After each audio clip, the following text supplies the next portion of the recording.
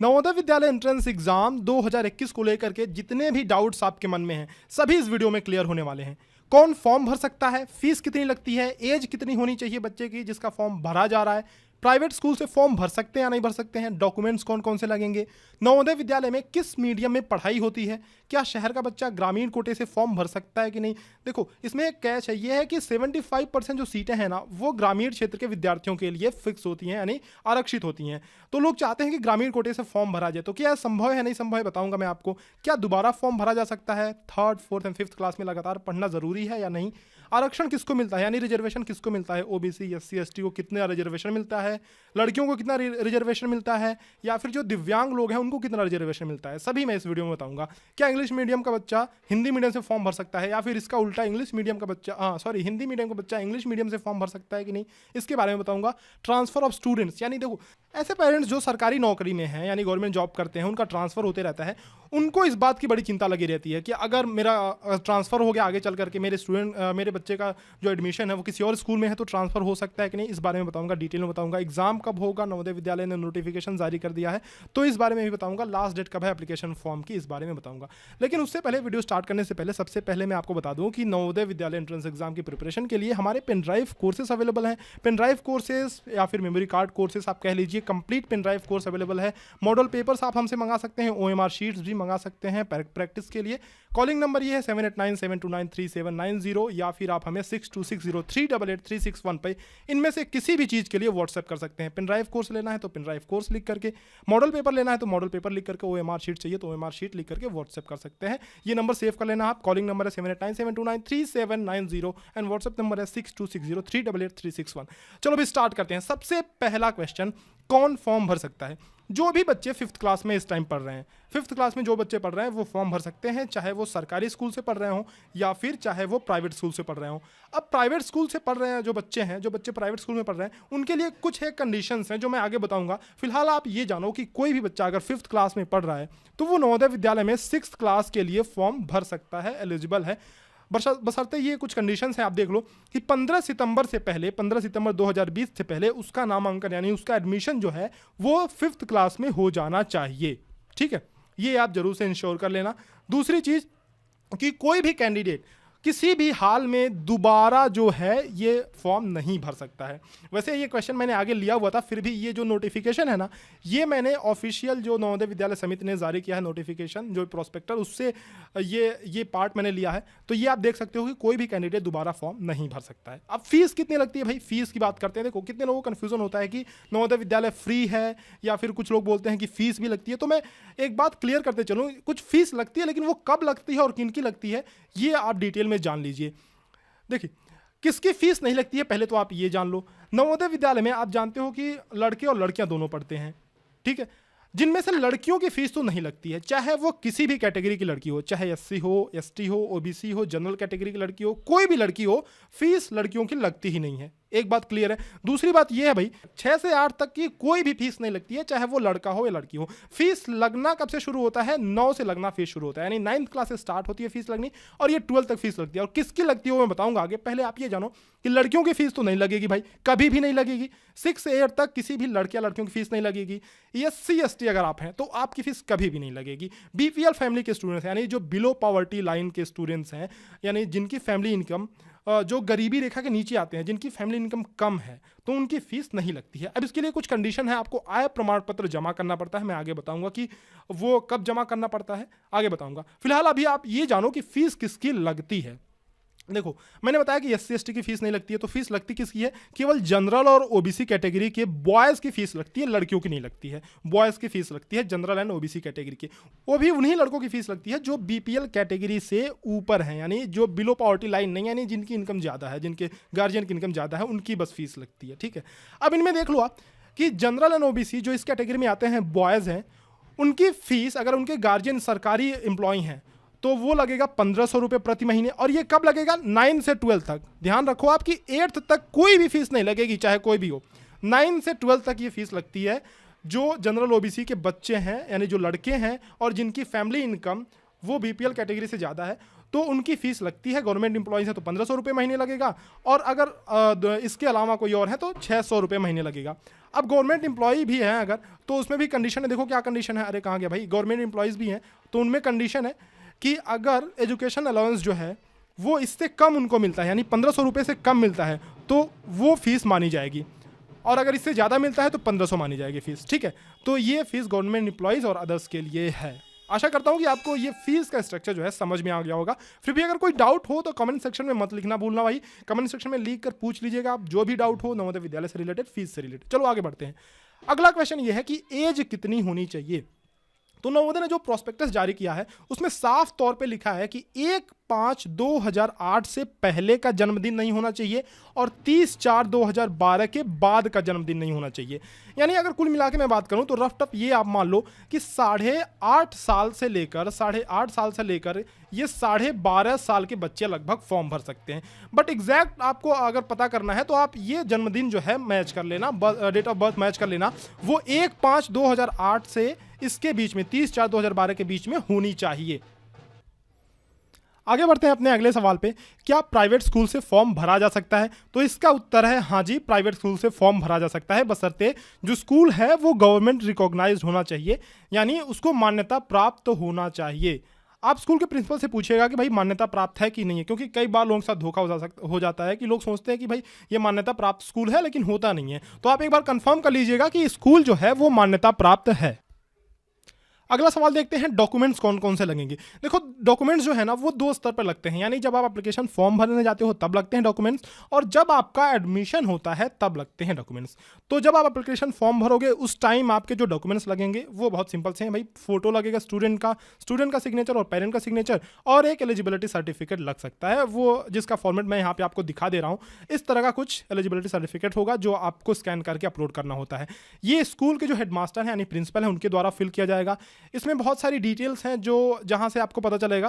देखो ये डिटेल्स जैसे 3rd क्लास का, 4th क्लास का और 5th क्लास का स्टूडेंट जहां भी पढ़ाई किया स्टूडेंट ने, और वो रूरल एरिया में है या फिर अर्बन एरिया में जो स्कूल है, वो सब चीज़ें इसमें भरी जाएंगी। ठीक है, जैसे अगर 3rd क्लास में किसी और स्कूल से पढ़ाई किया है तो ये उस हेडमास्टर द्वारा फिल किया जाएगा। ये 4th क्लास में किसी और स्कूल से किया है तो 4th क्लास के हेडमास्टर द्वारा ये कॉलम फिल किया जाएगा। तो इस तरह से आप ये भरवा लेना भाई। ये जो सर्टिफिकेट है ये लग सकता है, अपलोड हो सकता है अपलोड करते टाइम जब आप एप्लीकेशन का फॉर्म भरते हो। तो ये 2 सर्टिफिकेट, एक सर्टिफिकेट तो आपने जान लिया कि एलिजिबिलिटी सर्टिफिकेट क्या होता है, मैंने आपको बता भी दिया कि ये लगेगा। तो ये सर्टिफिकेट जो है आप बनवा लेना ताकि आप अपलोड कर सको एप्लीकेशन भरते टाइम। और दूसरे जो डॉक्यूमेंट्स हैं वो तब लगते हैं जब आपका एडमिशन एक्चुअल में होता है, यानी सिलेक्शन आपका हो जाता है, उसके बाद जब आप नवोदय में एडमिशन के लिए जाते हो तब ये डॉक्यूमेंट्स लगते हैं। आप कौन कौन से डॉक्यूमेंट हैं देख लो आप। Proof of date of birth, देखो अगर आपके पास डेट ऑफ बर्थ का प्रूफ नहीं है तो जो 5th क्लास की मार्कशीट है आपकी ना वही काम में आ जाती है, यानी 5th क्लास की मार्कशीट है अगर आपके पास तो काफ़ी है।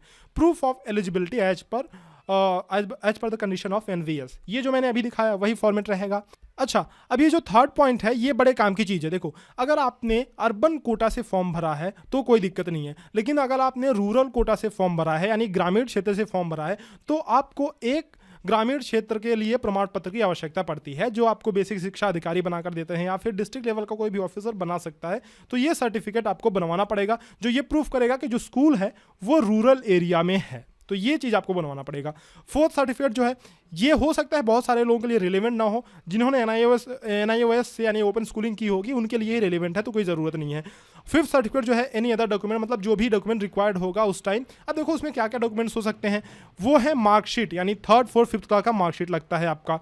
ठीक है, TC यानी ट्रांसफ़र सर्टिफिकेट, यानी जिस स्कूल से बच्चे ने 5th पास किया है उस वाले विद्यालय से आपको ट्रांसफ़र सर्टिफिकेट जमा करना पड़ता है। आय प्रमाण पत्र यानी इनकम सर्टिफिकेट, अब ये किसको जमा करना पड़ता है, देखो ये उनको जमा करना पड़ता है जो फीस में छूट चाहते हैं। मैंने बताया था ना आपको कि 9th क्लास से फीस लगती है, तो जो लोग फीस में छूट चाहते हैं यानी जो ये सिद्ध करना चाहते हैं कि उनकी फैमिली भाई BPL में आती है यानी बिलो पॉवर्टी लाइन है, उनको इनकम सर्टिफिकेट की ज़रूरत पड़ती है, बाकी किसी को ज़रूरत नहीं पड़ती है। जाति प्रमाण पत्र जो है वो आपको OBC SC और ST को ही बनवाना पड़ता है, जनरल को बनवाने की ज़रूरत नहीं है। जाति सर्टिफिकेट यानी जाति प्रमाण पत्र या फिर कास्ट सर्टिफिकेट कह लीजिए। OBC का एक चीज़ बहुत ध्यान में रखिएगा कि सेंट्रल सर्टिफिकेट आप ही बनवाएं, यही बनवाएं सेंट्रल सर्टिफिकेट, क्योंकि स्टेट के भी सर्टिफिकेट बनते हैं। जैसे कुछ जातियाँ जो हैं, कुछ कास्ट वो स्टेट में तो OBC के अंडर में आती हैं लेकिन सेंट्रल लिस्ट में नहीं है, तो ये ध्यान रखिएगा कि जो सेंट्रल लिस्ट में ओबीसी की जातियां हैं उन्हीं को माना जाएगा, तो सेंट्रल सर्टिफिकेट ही आप बनवाइएगा, ठीक है। आगे चलते हैं, अगला जो आरक्षण मिलता है, अगला जो प्रमाण पत्र बनवाना पड़ता है वो पीडब्ल्यूडी, यानी अगर आप दिव्यांग कैटेगरी से हैं तो दिव्यांग का प्रमाण पत्र बनवाना पड़ेगा। जेंडर सर्टिफिकेट आपको बनवाना पड़ेगा मेडिकल ऑफिसर से अगर आप ट्रांसजेंडर हैं तो, ठीक है। तो ये सारे सर्टिफिकेट की लिस्ट रही भाई, आप स्क्रीनशॉट ले लेना, थोड़ा मैं इसको जूम आउट कर लेता हूँ ताकि आप स्क्रीनशॉट ले लो। स्क्रीनशॉट ले लेना, बड़े काम की चीज़ है, काम आएगा। आगे चलता हूँ, आगे बात करते हैं अगले क्वेश्चन पे। क्या है भाई अगला क्वेश्चन, देखते हैं, मैंने नोट करके सब कुछ रखा है, फिर भी अगर कोई क्वेश्चन छूट जाता है तो आप कमेंट सेक्शन में जरूर लिखिएगा। नवोदय विद्यालय में किस मीडियम में पढ़ाई होती है? बहुत सारे गार्जियन को ये डाउट होता है, क्योंकि कई लोग चाहते हैं कि इंग्लिश मीडियम में पढ़ाई हो, कई लोग चाहते हैं हिंदी मीडियम में पढ़ाई हो, लेकिन नवोदय विद्यालय का सीधा सीधा गाइडेंस है भाई, सीधा साधा इंस्ट्रक्शन है कि 6 से 8 तक, यानी 6 से 8 तक जो है वो हिंदी मीडियम में पढ़ाई होगी, 9 से 12 तक इंग्लिश मीडियम में पढ़ाई होगी। 9 से 12 तक की अगर मैं बात करूँ तो जो प्रोस्पेक्टस में लिखा हुआ है वो तो ये लिखा हुआ कि मैथ्स एंड साइंस, यानी मैथ्स और साइंस के जो स्टूडेंट्स हैं उनकी पढ़ाई इंग्लिश मीडियम में होगी, और बाकी ह्यूमैनिटी वाले सब्जेक्ट्स जो हैं, आर्ट्स वाले सब्जेक्ट्स हैं, उनकी पढ़ाई हिंदी मीडियम में होगी। पर ये वेरी करता है, रीजन टू रीजन वेरी करता है। जैसे अगर मैं 6 से 8 तक बात करूँ तो भाई ठीक है, ये डॉक्यूमेंट में लिखा हुआ है, लेकिन क्या होता है ना कि नवोदय विद्यालय में जब आप जाते हो तो वो जिस भी रीजन में नवोदय होता है उस हिसाब से उस मीडियम में पढ़ाई हो जाती है। जैसे कि अब मैं मान के चलूँ, अगर आप उत्तर प्रदेश के निवासी हो तो वहाँ पे हिंदी मीडियम में भी पढ़ाई हो सकती है, टीचर्स इंग्लिश भी रिकमेंड करते हैं, इंग्लिश में भी टीचर पढ़ा देते हैं, तो उसमें भी पढ़ाई हो सकती है, तो उसमें कोई दिक्कत वाली बात नहीं है भाई। हिंदी इंग्लिश मिक्स ही आप समझो कि 6 से 8 तक हिंदी इंग्लिश मिक्स में पढ़ाई होती है, और भाई 9 से तो परफेक्ट जो है इंग्लिश मीडियम हो ही जाता है। आगे चलते हैं अगले सवाल पे कि क्या शहर का बच्चा ग्रामीण कोटा से फॉर्म भर सकता है? तो इसका सीधा सीधा आंसर है कि नहीं। लेकिन देखिए, अब कई लोग इसमें कंफ्यूज हो जाते हैं कि ये शहर का जो क्षेत्र है वो कैसे कैलकुलेट होगा, मतलब उसका जो निर्धारण है वो कैसे होगा। तो भाई कोटा का निर्धारण जो होता है ना वो स्कूल के लोकेशन से होता है। आप कहाँ के रहने वाले इससे कोई मतलब नहीं है, आप शहर में रहते हैं, गाँव में रहते हैं, इससे कोई मतलब नहीं है। ये कोटा जो है वो कहाँ का लागू होगा? स्कूल जहाँ पे है, यानी अगर आप शहर में रहते भी हैं, सपोज करो आप शहर में रहते भी हैं, लेकिन आपका जो बच्चा है वो गांव में पढ़ रहा है, यानी ग्रामीण स्कूल में पढ़ रहा है, तो आप ग्रामीण कोटा से फॉर्म भर सकते हैं। तो अगर आपको ये अपॉर्चुनिटी मिल रही है तो छोड़िएगा नहीं, क्योंकि ग्रामीण कोटा के विद्यार्थियों को ना 75% का रिजर्वेशन होता है, ठीक है। तो अगर आपका बच्चा गांव में पढ़ रहा है, आप शहर में रहते भी हैं, तो आप फॉर्म भर सकते हैं, ठीक है। आगे चलते हैं अगले सवाल पे, क्या दोबारा फॉर्म भरा जा सकता है? तो भाई नहीं, इसका सीधा सीधा जवाब है दोबारा फॉर्म किसी भी हालत में आप नहीं भर सकते हैं। नवोदय विद्यालय समिति का ये बहुत स्ट्रिक्ट इंस्ट्रक्शन है। अगले सवाल पे चलते हैं, क्या 3rd, 4th and 5th class में लगातार पढ़ना जरूरी है? तो हाँ भाई, 3री, 4थी और 5वीं क्लास में लगातार पढ़ना जरूरी है, लेकिन ये जरूरी नहीं है कि आप एक ही स्कूल से पढ़ाई करो। आप किसी भी अलग अलग स्कूल से पढ़ाई कर सकते हो, लेकिन ये है कि गैप नहीं होना चाहिए। आपका मन हुआ कि आपने 3 में पढ़ा, 4 गैप करके आप 5 में चले गए, तो ऐसा नहीं चलेगा भाई। 3, 4 और 5 रेगुलर आप किसी भी स्कूल से पढ़े हो, लेकिन रेगुलर पढ़े हो, ये जरूरी है। अगले सवाल पे चलते हैं, आरक्षण किसको मिलता है और कितना मिलता है? देखो, नवोदय विद्यालय में जो है आरक्षण की व्यवस्था है जो पूरे भारत में लागू होती है, नवोदय विद्यालय पर भी लागू होती है, लेकिन किसको और कितना मिलता है इसमें थोड़ा सा और डाइवर्सिफिकेशन मैं बताता हूं आपको। ये जो आरक्षण मिलता है वो जिले में SC, ST और OBC का कितना पॉपुलेशन है उसके हिसाब से मिलता है। लेकिन एक बात ध्यान में आपको रखना चाहिए कि ये कितना भी जो आरक्षण मिले वो जो नेशनल एवरेज है उससे कम नहीं हो सकता। यानी OBC को 27% से कम तो नहीं मिलेगा, SC को 15% से कम नहीं मिलेगा, ST को 7.5% से कम नहीं मिलेगा। और अगर SC, ST की पॉपुलेशन जो है वो जिले में ज़्यादा है, अगर इनकी पॉपुलेशन ज़्यादा है तो उस हिसाब से ये दोनों मिला करके 50% तक के आरक्षण इनको मिल सकता है। यानी 15 प्लस ये 7.5, ये कितना हो रहा है? ये 22.5% हो रहा है ना, 22.5%। तो दोनों मिला के अभी तो 22.5% हो रहा है जो नेशनल एवरेज है। लेकिन अगर जिले में इनकी पॉपुलेशन ज़्यादा है तो ये ज़्यादा से ज़्यादा 50% तक जा सकता है। दोनों का मिला के मैं बात कर रहा हूँ, SC और ST का मिला करके। तो ये चीज़ आप ध्यान रखिएगा भाई, आरक्षण के बारे में जानना जरूरी है अगर मिलता है तो। गर्ल्स के लिए, लड़कियों की अगर मैं बात करूँ तो 33% आरक्षण इनको मिलता है। यानी आप मान के चलो कि 26 से 27 सीटें जो होती हैं वो लड़कियों के लिए आरक्षित होती हैं, ये रिजर्व होती हैं। कुल मिला के 80 सीट्स होते हैं, आपको आप सभी को पता है, जिसमें से 26-27 सीटें वो लड़कियों के लिए रिजर्व होती हैं। ग्रामीण क्षेत्र जो स्टूडेंट्स हैं उन्हें 75% आरक्षण मिलता है, यानी 80 में से जो 60 सीट्स है ना उनको ये ग्रामीण क्षेत्र के विद्यार्थी भरते हैं। यानी ग्रामीण क्षेत्र के विद्यार्थी का एडमिशन उसमें होता है 60 सीटों पे, यानी 75% सीटों पे। बाकी अगर आप दिव्यांग कैटेगरी से हैं तो 3% आरक्षण, यानी कि 2 से 3 स्टूडेंट का सिलेक्शन दिव्यांग कैटेगरी से होता है अगर वो कोई फॉर्म भरते हैं तो। इसमें जनरली होता क्या है कि ज़्यादा लोग दिव्यांग कैटेगरी से फॉर्म भरते नहीं है, जो भरते भी हैं उनका सिलेक्शन बहुत आसानी से हो जाता है। तो अगर आपके पास ये भाई अपॉर्चुनिटी है, अगर आप दिव्यांग कैटेगरी से हो तो जरूर नवोदय विद्यालय का फॉर्म आपको भरना ही चाहिए। आगे चलते हैं अगले सवाल पे, क्या इंग्लिश मीडियम का बच्चा हिंदी मीडियम से फॉर्म भर सकता है? तो हाँ जी, आप इंग्लिश मीडियम को हो या फिर हिंदी मीडियम के हो, कोई फर्क नहीं पड़ता, गुजराती मीडियम, तेलुगु, कोई भी मीडियम से हो, कोई फर्क नहीं पड़ता, आप किसी भी मीडियम से फॉर्म भर सकते हो और कहीं पे भी ये फॉर्म भरा जा सकता है। ट्रांसफ़र ऑफ स्टूडेंट, देखो जो ऐसे गार्जियन हैं जो सरकारी नौकरी में हैं, जिनको ये दिक्कत रहती है कि अगर मेरा ट्रांसफ़र कहीं हो गया तो मेरे बच्चे का ट्रांसफ़र होगा या नहीं होगा दूसरे नवोदय विद्यालय में, तो इसके लिए नवोदय विद्यालय ने गाइडलाइन जारी की हुई है कि अगर आप फालतू में ट्रांसफ़र करवाना चाहते हैं कि नहीं भाई कोई भी एक्सक्यूज़ दे करके कि यहाँ पे मीडियम ऑफ इंस्ट्रक्शन सही नहीं है, टीचर अच्छे नहीं है, ट्रांसफ़र करना तो नहीं होगा। लेकिन अगर आपके पास जेन्युइन रीजन है कि आपके पेरेंट्स जो हैं किसी और स्टेट में जो है सेटल हो रहे हैं, परमानेंटली सेटल हो रहे हैं, तो ट्रांसफ़र हो सकता है आपके स्टूडेंट का उस नवोदय विद्यालय में। या फिर आप सरकारी जॉब में हैं कहीं और आपका ट्रांसफ़र हो गया तो आपके स्टूडेंट का जो है वो ट्रांसफ़र हो सकता है, ट्रांसफ़र किया जा सकता है। तो ये सब कारण जो है वो एंटरटेन किए जाएंगे, ठीक है। तो ये बात आपको क्लियर हो गई होगी। अब बात करते हैं, अगला सवाल जो है हमारा वो है कि नवोदय विद्यालय सिलेक्शन टेस्ट कब होगा, फॉर्म कब भरे जाने हैं, लास्ट डेट कब है। तो भाई तो इसमें क्या कहा गया है कि 2021-22 के लिए 6th का जो एग्ज़ाम होगा वो सैटरडे को होगा, 10 अप्रैल 2021 को होगा और सारे एग्ज़ाम एक ही फेज़ में कराए जाएंगे। इस बार आपको पता ही होगा कि फेज़ सेकेंड अभी लटका पड़ा हुआ है, यानी 2 फेज़ में एग्ज़ाम हुआ था, लेकिन इस बार सारे एग्ज़ाम एक ही फेज़ में कराए जाएंगे और 30 नवंबर 2020 ये आखिरी तारीख है फॉर्म भरने की। जाते जाते मैं एक बात और आपको फिर से याद दिला दूं कि पेन ड्राइव कोर्सेज या फिर मेमोरी कार्ड कोर्सेज हमारे अवेलेबल हैं। हम नवोदय विद्यालय की पूरी तैयारी कराते हैं, तो आप हमसे ये मंगा सकते हैं। मॉडल पेपर्स, OMR शीट्स मंगा सकते हैं। ये स्क्रीनशॉट लेकर आप रख लेना। 7897293790 हमारा कॉलिंग नंबर है और 6260388361 व्हाट्सएप नंबर है। तो आप पेन ड्राइव कोर्सेज मंगा सकते हैं। नवोदय विद्यालय की तैयारी करने के लिए कंप्लीट अपडेटेड कोर्स है जो आपको पेन ड्राइव या मेमोरी कार्ड में प्रोवाइड किया जाता है। हमारी ऐप भी प्ले स्टोर पर आ गई है, तो आप उसे भी डाउनलोड कर सकते हैं, जहाँ से आप नवोदय विद्यालय से रिलेटेड जानकारी ले सकते हैं। चलो फिर आपसे मिलते हैं अगले वीडियो में कुछ नई जानकारी के साथ। अगर आपका कोई डाउट हो, कोई कमेंट रह गया हो, कोई भी डाउट रह गया हो, तो आप कमेंट सेक्शन में लिखना ना भूलना। कमेंट सेक्शन में जरूर लिखना। मैं कोशिश करूंगा कि अगली वीडियो में उन सारे डाउट्स का, उन सारे क्वेश्चंस की आपको जानकारी दे दूं, सारे क्वेश्चन आपके क्लियर कर दूं। तो भाई चलो मिलते हैं अगले वीडियो में कुछ नई जानकारी के साथ। धन्यवाद।